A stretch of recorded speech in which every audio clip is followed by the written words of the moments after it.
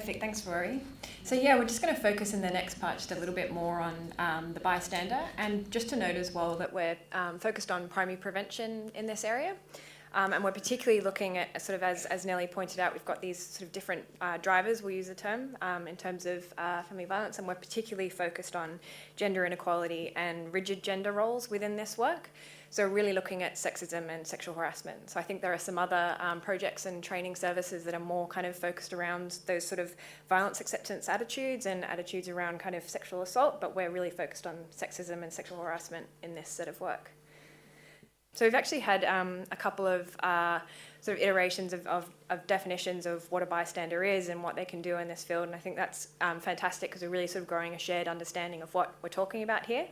But just to sort of reiterate, audiences to sexist behaviour and sexual harassment in particular are really in a key position to challenge and change behaviour. So they have sort of different capacity both to see the behaviour unfolding, to have an impartial kind of perspective, but also to be viewed as impartial. So they don't seem to be sort of being playing the gender card or things like that as much when they're sort of from that observer status, and that can be really powerful.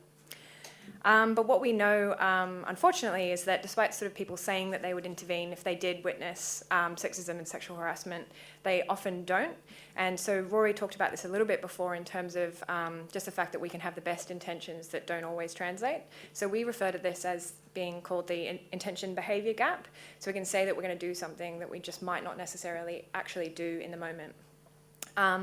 And so I think what's really interesting in this area, in which sort of Nellie has already pointed out, so we didn't need the sort of 5 years of research that went into this, is that this seems to, no, it's fantastic, is basically that whereas people think that when they're in one of these situations, they'll think very clearly, they'll feel angry and they'll feel kind of self-righteous about it, but they think that that's the way that they'll respond in that situation, whereas what they actually feel is fear and anxiety. So that's why I thought it was so interesting that you called that out, because even when it's not us involved, it's someone else, we do get this sort of paralyzing fear and anxiety, and you just don't do anything. And even 2 weeks ago, after working on the bystander problem for a couple of months now, I was sitting on a train where something was unfolding in front of me, but in terms of racism, and I just kept finding ways to rationalise not intervening. Oh, well, there's 2 rows of people in front of me, it's probably their responsibility, and I don't really know, and that if I get involved, I'll probably make it worse. And it's just that kind of paralysing inactivity that we're really trying to overcome here. We see particularly low rates of intervening and reported intentions to intervene as well for young men and young people. And so I think this is interesting because we already pointed out sort of the vulnerabilities of younger people in these situations, but we often think of them as more progressive. So it's interesting that they're sort of feeling even less equipped to actually intervene in this situation. And so it's something that we've really kind of focused on in this work, is how we can sort of target that group. And I think we've also noted here that sometimes when we talk about bystanding and upstanding and active bystanding, we can use language that suggests we're kind of talking about something happening and an individual standing up and doing something in that moment, but there's actually just this range of kind of behaviours that we can use in different situations. It can happen afterwards, it can involve reporting up, it can involve chatting to the victim, it can involve chatting to the person who did it, trying to see if they even are aware of what they were doing and how it might have been gendered. And there's also this whole kind of other strand in terms of being aware of the culture that's going on in the environment. So you might be aware that there's someone kind of more senior who is doing these things or accepting these things, and your awareness of that actually still makes you a bystander in that situation. And so you have the power there to try and think through what you can do within that organisation or structure to really kind of promote positive cultural change as well. So it doesn't just have to be in the moment, it's all sorts of other structures in the way that we can intervene. We've now started to get some really good evidence that intervening is important. I think a lot of people here that would seem fairly obvious, but there's actually been a bit of a kind of backlash on the internet around the bystander and saying it's nothing to do with you, stay out of it, you're just going to make things worse by getting involved. I think what we're really clearly seeing from the literature is that this isn't true. So intervening is a positive thing. It can sort of protect the victim, it can discourage the perpetrator from doing it again, but I feel most importantly, it communicates that the behaviour is just not okay. So as Nellie's David Morrison quote sort of pointed out, when we don't do something, we are actually reinforcing that that's acceptable. And so when we intervene, we're sending a really clear message that it's not.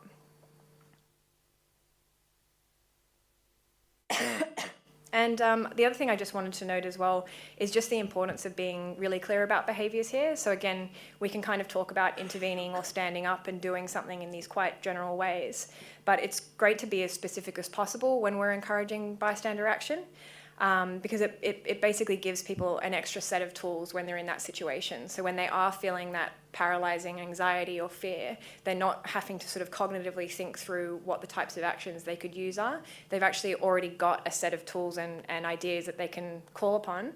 And if they're feeling sort of less confident, then they can use some of the tools that are a little bit easier versus, say, actually sort of saying something in the moment and calling it out in a more traditional way. So we put together this ladder to kind of represent that there's basically a range of behaviours that you can undertake in these situations, which range all the way from kind of making a lighthearted comment to sort of try and diffuse a situation as something's happening, or sort of, I love this pointed silence with a disapproving look one, because I think it's really hard to explain. It can work in certain situations. I think I was trying to show one off to Rory before, and he wasn't sure it was disapproving enough, so it is tricky. But there are situations, particularly if you're kind of worried that intervening would have backlash on yourself, or when it's something sort of lower level and you're not really too sure about the nature of it, there are times where behaviours like that might be appropriate. But then as it sort of gets more severe, this set of behaviours, and as we get people who are more confident and have more self-efficacy, we really are actually trying to encourage more overt methods of intervening. So saying something either publicly in the moment, or reporting that to an authority that can actually take that forward, becomes more necessary as the kind of the behaviour gets more severe as well. So it's basically trying to acknowledge that we do have this dimension of kind of severity and of usefulness of the actions, but we also want to then provide people with a bunch of different things that they can do, so that we're basically just avoiding this kind of total inaction at the bottom. Anything on the ladder is great, but if we can kind of push people up the ladder, that's also really good as well. And so that's what we've been doing when we've sort of been thinking through the ways that we would tweak training and sort of change the messaging around bystanders. Anyone who's worked in the bystander area for a while is probably sick of seeing this framework. It's the sort of original Latane and Dali model of kind of bystander intervention and what kind of things need to be in place before someone will actually take action. So you need to notice it to start with, which sometimes with sexism and sexual harassment is actually a fairly tall ask. You then need to interpret it as needing intervention. You need to assume responsibility and say that even if you are 2 seats back from what's unfolding on the train, it is still your responsibility to do something in that situation. You then need to decide how to help, and you need to have the confidence and capacity to help.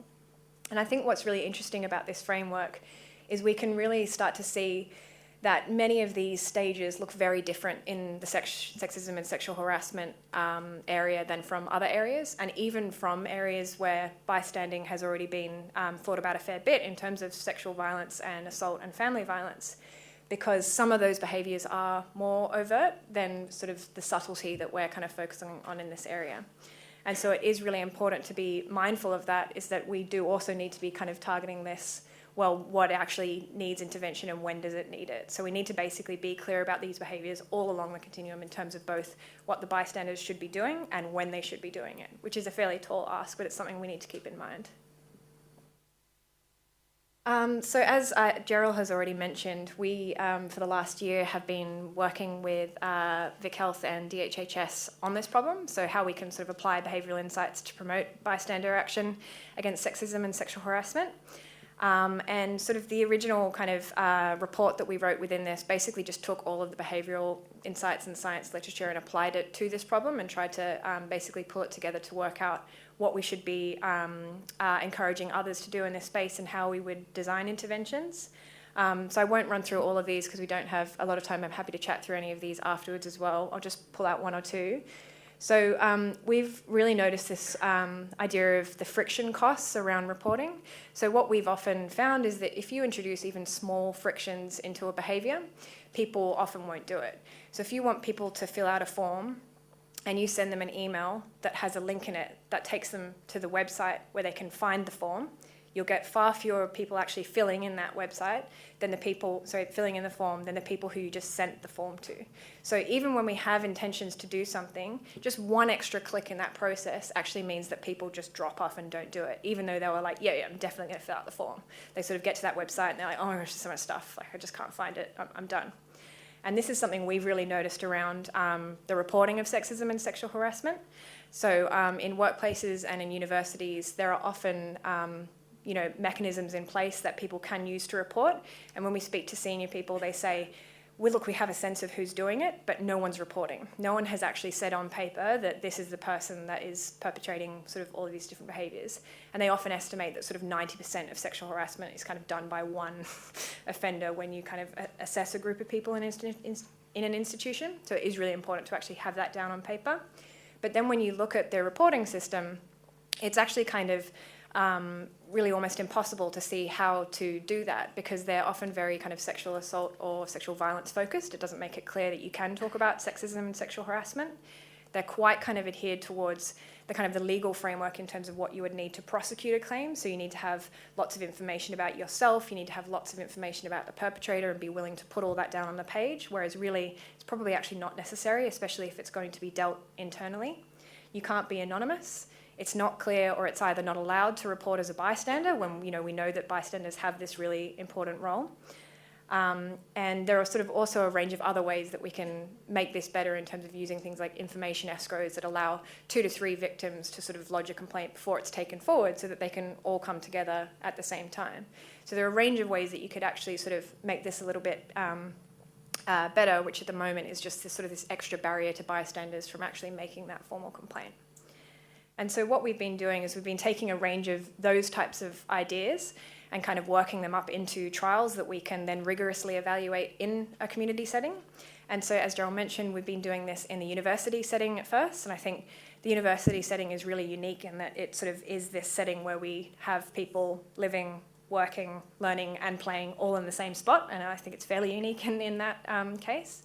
And so what we've been doing is we've been trying to work out then how we can work within the university framework to actually implement these sorts of ideas and then have some more evidence base about what works in this space. Perfect, thanks.